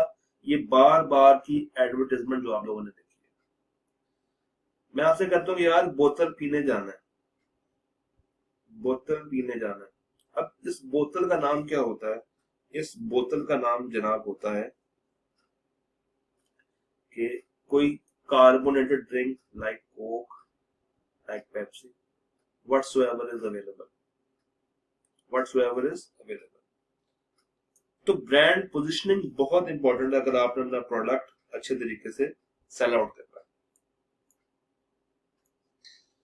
फिर उस ब्रांड की मार्केटिंग, उस ब्रांड की मार्केटिंग जिसको हम लोग ब्रांड के एट्रीब्यूट्स भी कहते हैं। देखिए वर्ड एट्रीब्यूट कहलाता है, इसका जो नॉर्मल एक आम मीनिंग होता है that is features, bundle of features, और उसके क्या क्या कैरेक्टरिस्टिक्स हैं जो कि हमें उसको इस्तेमाल करने से मिलते हैं। तो ब्रांड फीचर्स हाईलाइट करती हैं कि टेक्निकली वो ब्रांड किस काम के लिए इस्तेमाल हो रहा है, क्या चीजें हैं, कैसे हैं, और किस तरह ये अपने कस्टमर की नीड को फुलफिल कर सकता है, किस तरीके से उसको सेटिस्फाई कर सकता है। फिर एक अच्छा स्लोगन आपके पास होना चाहिए, जिसको हम स्लोगन भी कह सकते हैं या एलिमेंट का लफ्ज भी इस्तेमाल कर सकते हैं। एक मिसाल देता हूँ, डॉलन्स रिलायबल है, केएफसी के अंदर वो केएफसी वाले बाबा जी, मैकडोनल्ड्स का एम कलर, नोकिया की वो जो ट्यून, बेसिकली सब कुछ क्या है, ये ब्रांड एलिमेंट्स है। हर इश्तेहार के अंदर एक नया एलिमेंट आ रहा होता है जो कि उस प्रोडक्ट की निशानदेही कर रहा होता है, और कुछ टाइम तक वो रहता है और आपके दिमाग में वो चीज फंस जाती है। जिसमें आपको याद होगा जब पेप्सी इन्होंने सस्ती की थी बहुत पहले, उसका एक स्लोगन बना दिया था कि 5 रुपए सस्ती होगी, और उसको उसकी देखा देखी में डिफरेंट एड बनने शुरू हो गए। तो हर ब्रांड के अंदर एक यूनिक सेलिंग प्रपोजिशन भी होनी चाहिए, वो की फैक्टर्स, वो की चीजें जो कि लोगों को उभारे, जो कि लोगों को वो प्रोडक्ट इस्तेमाल करने की भरपूर कोशिश करवाए कि भाई इस तरह का प्रोडक्ट अगर तुमने इस्तेमाल नहीं किया तो फिर तो तुमने कुछ भी नहीं किया। एक ब्रांड इमेज बनाना भी लोगों की नजरों में बहुत जरूरी है। तो ये कुछ ब्रांड के की एलिमेंट्स हैं, उसकी पोजिशनिंग, उसके एट्रीब्यूट, उसके एलिमेंट्स, ओनरशिप, पर्सनैलिटी, इमेज, सारी चीजें क्या है, ये आपको ब्रांडिंग करने में काफी ज्यादा हेल्प करती है। जब आप एक अच्छा ब्रांड बना लेते हैं तो उस ब्रांड के कुछ फायदे भी होते हैं। एक अच्छे ब्रांड बनाने की कुछ इंपॉर्टेंस भी तो है।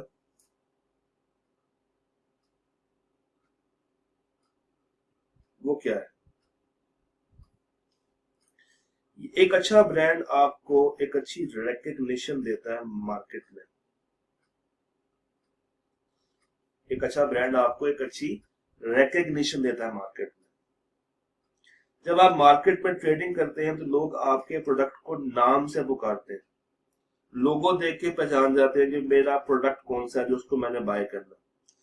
लोगो इसके अंदर काफी ज्यादा अहम रोल प्ले करता है, स्पेशली जहां पे लोग पढ़े लिखे ना हो तो वो सिर्फ लोगो देख के ही चीजों को आइडेंटिफाई कर लेते हैं।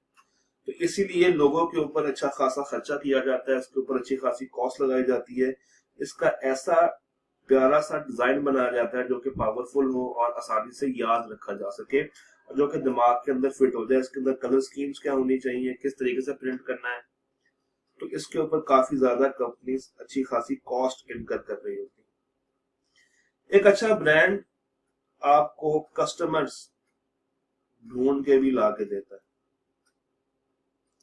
देखिए अगर आप एक प्रोडक्ट को इस्तेमाल कर रहे हैं और आप उस प्रोडक्ट से मुतमिन नहीं है और मार्केट में एक नया प्रोडक्ट लॉन्च हो जाए जो कि उसी तरह की सर्विसेज प्रोवाइड कर रहा हो, तो डेफिनेटली कस्टमर क्या करेगा, कस्टमर स्विच हो जाएगा। और जब कस्टमर उस प्रोडक्ट के साथ मुतमिन हो जाएगा, सेटिस्फाई हो जाएगा, तो वो बाकी कस्टमर्स को भी फिर लेकर आएगा। इसको कहते हैं वर्ड ऑफ माउथ। टेक्निकली होता क्या है, इस तरह की जो मार्केटिंग है उसको हम लोग उर्दू में कहते हैं सीना बसीना मार्केटिंग। यानी कि कस्टमर दूसरे कस्टमर्स को लेकर आ रहा है, उनको गाइड कर रहा है कि भाई ये चीज वहां से बाय करो, ये बहुत अच्छी बेचते हैं। तो कस्टमर की रिटेंशन, कस्टमर को लेकर आना, कस्टमर को अट्रैक्ट करना, ये सब क्या है, ये अच्छी मार्केटिंग का नतीजा है, एक अच्छे ब्रांड का नतीजा है। तो मार्केटिंग सिर्फ प्रोडक्ट की नहीं होती, मार्केटिंग आपके ब्रांड की भी होती है। तो प्यारे बच्चों, इससे अभी तक हमें क्या चीजें समझ आई हैं? हमें समझ आया कि एक अच्छा ब्रांड आपके प्रोडक्ट्स को रिकग्नाइज अच्छा करवा रहा होता है, उसकी वैल्यू बढ़ा रहा होता है, कस्टमर्स को अट्रैक्ट कर रहा होता है। फ्यूचर के लिए आपकी बिजनेस वैल्यू बढ़ जाती है,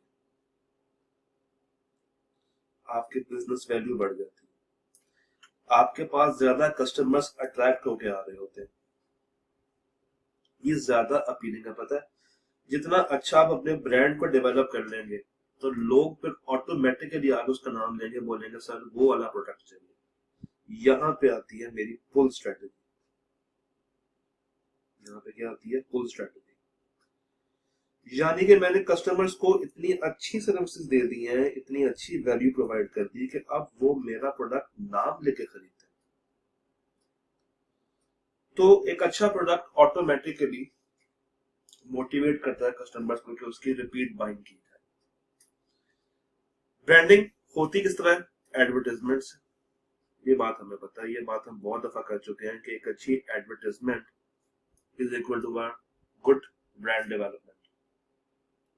तो एडवर्टाइजिंग एक बहुत अच्छा कंपोनेंट है ब्रांडिंग के लिए, इसीलिए कंपनी जो है वो डिफरेंट रिसर्चर्स हायर करती है, डिफरेंट स्टाफ हायर करती है, महंगा स्टाफ हायर करती है और उनसे एडवर्टाइजमेंट्स बनवाती है जो कि डायरेक्टली उनके ब्रांड को रिफ्लेक्ट करती है चीज।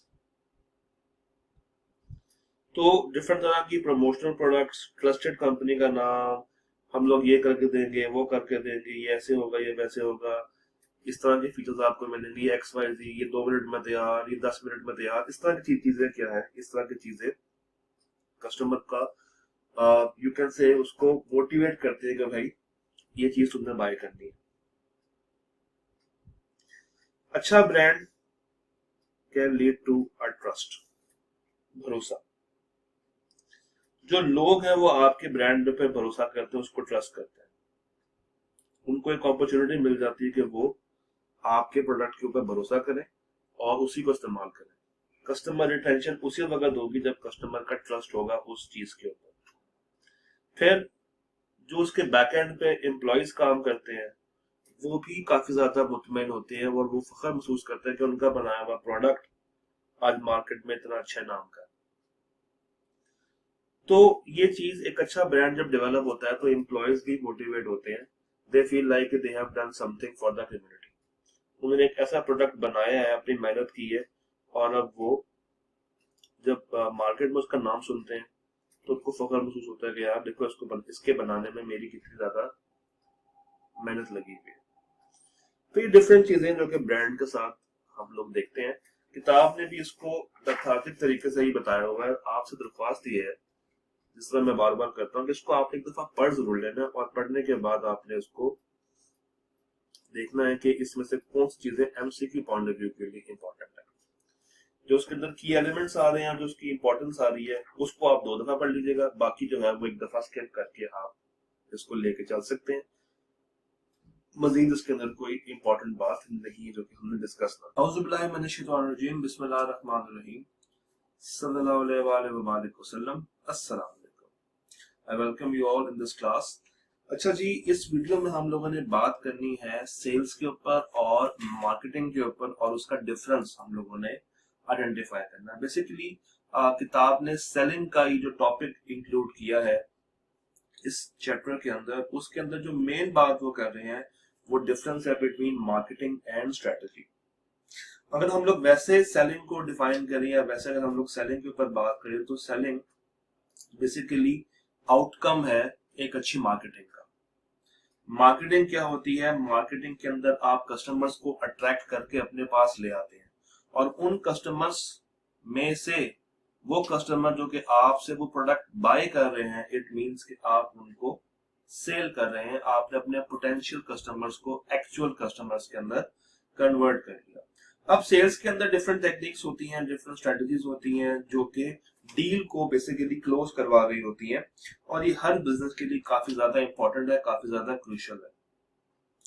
जैसे कि आपको पता है कि हर सेल्स एम्प्लॉय को डिफरेंट टारगेट्स मिलते हैं, उसने वीकली बेसिस पे, मंथली बेसिस पे, क्वार्टरली बेसिस पे, एनुअल बेसिस पे अपने वो टारगेट्स अचीव करते हैं, और जो कि लिंक होते हैं किसी तरह के बोनसेस के साथ, किसी तरह की परफॉर्मेंस के साथ, ताकि उनको फ्यूचर के अंदर तरक्की भी मिले। तो हर कंपनी की सेलिंग के डिफरेंट स्ट्रेटजीज हैं, but ultimate marketing leads into a good sale, a healthy sale for the company. तो जिस कंपनी की मार्केटिंग बहुत अच्छी होगी, जिस कंपनी की प्रमोशंस बहुत अच्छी होंगी, जिस कंपनी ने अपना प्रोडक्ट सही अमाउंट पे प्लेस किया है, सही प्राइस पे प्लेस किया है, उसने अपने प्रोडक्ट को अच्छे तरीके से ब्रांड बनाया है, तो वो इस चीज से काफी ज्यादा मोटिवेशन हासिल करती है और वो जो है एक अच्छी सेल को अचीव करने में कामयाब होती है। तो अब जरा हम लोग डिफरेंस के ऊपर बात कर लेते हैं कि एक्चुअल में डिफरेंसेस हैं क्या। जनाब, सबसे पहले हम लोग देखते हैं the difference between sales and marketing के अंदर। जी, जो सबसे पहला डिफरेंस अब हमें नजर आ रहा है वो है उसकी डेफिनेशन का, उसकी मीनिंग का। सेल्स क्या है? सेल्स एक ऐसी ट्रांजैक्शन है जो कि दो बंदों के दरमियान होती है, one is a buyer and one is a seller. और ये चीज हम लोग टेंजिबल आइटम्स के अंदर भी कर सकते हैं और इनटेंजिबल के अंदर भी कर सकते हैं। इसमें क्या होता है कि प्रोडक्ट डिलीवर होता है और आपको उसके अगेंस्ट पैसे मिलते हैं। तो सेल्स एक एक्टिविटी है, ये हमें बात समझ आई। मार्केटिंग क्या है? मार्केटिंग एक ऐसी स्ट्रेटेजी है, एक ऐसी सिस्टमैटिक प्लानिंग है जिसके अंदर हम बायर्स को और सेलर्स को आपस में करीब लेकर आते हैं। मार्केटिंग शुरू हो जाती है बहुत पहले से। Marketing is all about identifying and meeting what are the human and social needs. इसके ऊपर हम लोगों ने एक सेपरेट वीडियो भी बनाई है, जो एक एनिमेटेड वीडियो। आई होप कि आप लोगों ने वो वीडियो देख ली होगी। Next, focus. देखिए, सेल्स का फोकस क्या है? सेल्स का फोकस होता है प्रोडक्ट सेंट्रिक, यानी कि हम ओवरऑल प्रोडक्ट के ऊपर ही बात करते हैं। कस्टमर को वो प्रोडक्ट सेल कर रहे होते हैं। सेल का मतलब है कि हम लोगों ने अपनी कंपनी का रेवेन्यू बढ़ाना है। अगर हम लोग मार्केटिंग की बात करते हैं तो ओवरऑल जो पिक्चर मार्केटिंग में है वो उसके पीस है। एक अच्छा प्रोडक्ट अच्छी प्राइस पे अगर हम लोग बेच रहे हैं तो बेसिकली ये कस्टमर सेंट्रिक होती है, कस्टमर को फोकस करती है, कस्टमर की नीड्स को, कस्टमर की प्रॉब्लम्स को आइडेंटिफाई करके चल रही होती है। तो प्रोडक्ट्स और सर्विसेज के अंदर हम लोगों ने जब कस्टमर के बारे में सोचना है तो वो मार्केटिंग के अंदर आएगा। फिर लीड। देखिए, मार्केटिंग का मेन पर्पस क्या होता है? डिफरेंट कंज्यूमर्स को, जो हमारे पोटेंशियल कंज्यूमर्स है, उसको अट्रैक्ट करना। उसको अट्रैक्ट करती है मार्केटिंग। जैसे आप देख रहे हैं, एक मैग्नेट लगा के हम चीजों को पकड़ रहे हैं, लोगों को पकड़ रहे हैं, कैच कर रहे हैं। सेल क्या है? सेल उसका फाइनल आउटकम है। अगर हम लोगों ने एक अच्छा प्रोडक्ट बना लिया और उसकी अच्छी मार्केटिंग कर ली तो शायद हमारे पास 10 कस्टमर्स भागे भागे आएंगे वो प्रोडक्ट लेने के लिए, और हमने वो एड शो किया है 100 कस्टमर्स को। तो उन 100 कस्टमर्स के ऊपर जो हम लोगों ने टाइम लगाया वो मार्केटिंग है। मगर उन 100 में से जो 10 कन्वर्ट होके हमारे पास आ गए हैं वो है हमारी एक्चुअल सेल। तो ये हम लोगों ने बात की लीड्स के ऊपर और इसके स्कोप के ऊपर। मार्केटिंग अगेन बताता चलूं, इसकी जो मेन स्ट्रेटजी होती है वो पुश स्ट्रेटजी होती है। सॉरी, मार्केटिंग की जो मेन स्ट्रेटजी है वो पुल स्ट्रेटजी है, और सेल्स की जो जो एक्चुअल में स्ट्रेटजीज होती हैं वो है उसकी पुश स्ट्रेटजी। और अब हमें पुश में और पुल में भी डिफरेंस समझ आ गया। नेक्स्ट हम लोग बात करते हैं टाइप के ऊपर। ये टाइप क्या होती है? बेसिकली सेल्स जो है वो आप लोग करते हैं कस्टमर की लॉजिक के साथ खेलते हैं। कस्टमर को अगर एक चीज चाहिए तो हम कस्टमर को वो चीज अपने शेल्फ से निकाल के उसको प्रोवाइड कर देते हैं। बेसिकली ये तो हो गई सेल। तो सेल डिफरेंट तरह की ट्रैकिंग से, डिफरेंट तरह की एनालिसिस से की जाती है, मगर मार्केटिंग इमोशंस के साथ खेला जाता है। मार्केटिंग के अंदर हम कस्टमर की जब नीड आइडेंटिफाई करते हैं, जब उसको प्रायोरिटी दे रहे होते हैं, जब उसका एंड रिजल्ट हम लोग निकालने की कोशिश कर रहे होते हैं, तो बेसिकली हम कस्टमर के साथ लॉन्ग लास्टिंग रिलेशनशिप्स के अंदर भी दाखिल होना चाह रहे होते हैं। ये लॉन्गर टर्म के लिए होती है। Next, targeting. Sales sales basically target करता है स्मॉल ग्रुप को। ओवर जब हम लोग मार्केटिंग करते हैं तो मार्केटिंग के अंदर जो हमारी अप्रोच होती है, जो हमारा होराइजन होता है, वो काफी ज्यादा ब्रॉड होता है। मेजरमेंट, सेल्स क्वांटिफाइबल है। सेल्स को हम लोगों ने क्वांटिफाई किया होता है, सेल्स को हम लोगों ने मेजर किया होता है। अलबत्ता marketing is all about you can say कि एक्सपैंड करना, लोगों तक पहुंचना। इसको हम लोग क्वांटिफाइड नहीं कर सकते। अलबत्ता सेल्स को हम लोग ये लिख सकते हैं कि भाई कंपनी की इतने अमाउंट की सेल हो गई है, कंपनी ने 100 मिलियन कमा लिया है, 10 मिलियन कमा ली है, वो सेल्स की एक अमाउंट हम लोग निकाल सकते हैं। मार्केटिंग की कोई एक्चुअल फिगर निकल नहीं सकती, मार्केटिंग को हम लोग सही से आइडेंटिफाई भी नहीं कर सकते। तो ये बेसिकली ब्रांड मेकिंग होती है, कस्टमर्स तक पहुंचना होता है। हाँ, वहां से जो कस्टमर्स कन्वर्ट होके हमारे पास आ रहे हैं, जो कि हमसे बाकी चीजों को बाय कर रहे हैं, that is converting that marketing thing into sales. तो ये हम लोगों ने बात की मेजरमेंट के ऊपर। नेक्स्ट देखते हैं। नेक्स्ट है मेरे पास ओरिएंटेशन। इसमें जनाब क्या है, सेल्स शॉर्ट टर्म के लिए होती है। सेल्स का जो होराइजन है वो शॉर्ट टर्म है, बस सेल कर ली काम खत्म। बट मार्केटिंग चलती जाती है, चलती जाती है, चलती जाती है। आप डिफरेंट प्रोडक्ट्स के अंदर उसको मजीद मार्केट कर रहे होते हैं। सेल्स बेसिकली क्रिटिसिज्म को इग्नोर करने का नाम है, और मार्केटिंग के अंदर हम लोग बहुत ज्यादा कॉन्शियस रहते हैं टुवर्ड्स क्रिटिसिज्म। हमें पता है कि मार्केटिंग के अंदर बहुत सारी चीजें हम साथ लेके चल रहे होते हैं, डिफरेंट तरह के एड्स बना रहे होते हैं। कुछ एड्स जो है वो खराब भी बन जाते हैं, कुछ एड्स लोगों को ऑफेंड भी कर रहे होते हैं। तो marketing is all about facing the criticism. But sales के अंदर जब हम लोग एक अच्छी मार्केटिंग कर लेते हैं और कस्टमर हमारे पास अट्रैक्ट होके आ जाता है, तो फिर हम उसको सेल्स के अंदर कन्वर्ट कर रहे होते हैं। इसको मैं इसके स्कोप के पॉइंट ऑफ व्यू से भी आपको सामने रखता हूँ। देखिए, मार्केटिंग क्या है? मार्केटिंग है रिसर्च का नाम, मार्केटिंग है एडवर्टाइजमेंट का नाम, मार्केटिंग है पब्लिक रिलेशंस बनाने का नाम, मार्केटिंग है कस्टमर को सर्विस देना और किसी कस्टमर को मुतमईन करके बेचना। हाँ, यहाँ पे डिफरेंट तरह की हम लोग पिछो हमसे गुजरते हैं, डिफरेंट तरह की मुश्किलात को देख रहे होते हैं। सेल्स के अंदर क्या है कि जब एक प्रोडक्ट बन जाती है तो अब आपने उस प्रोडक्ट को कस्टमर तक पहुंचा देना, दैट्स इट। सेल आपकी हो गई, काम आपका खत्म हो गया। और उसके बाद भी मार्केटिंग तो चलती रहती है, मार्केटिंग कभी भी खत्म उस तरीके से नहीं हो पाती। तो जो टिपिकल गोल है मार्केटिंग का वो है to generate interest in the product और कस्टमर्स को अट्रैक्ट करके लेकर आना ताकि वो हमारा प्रोडक्ट बाय करें। कस्टमर की रिसर्च, प्रोडक्ट की डेवलपमेंट, एडवर्टाइजिंग, प्राइसिंग, वो सारी चीज जो कि हम लोगों ने अभी तक डिस्कस की है।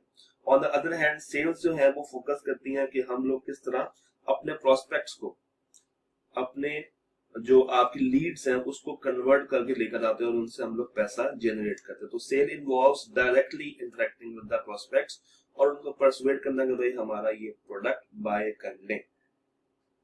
तो अब अगर इसकी समरी को बनाया जाए तो to summarise the aims and functions of the marketing department is to promote products and services. Marketing ने प्रोडक्ट्स की, सर्विसेज की प्रमोशन के अंदर काफी ज्यादा अहम रोल प्ले करना है।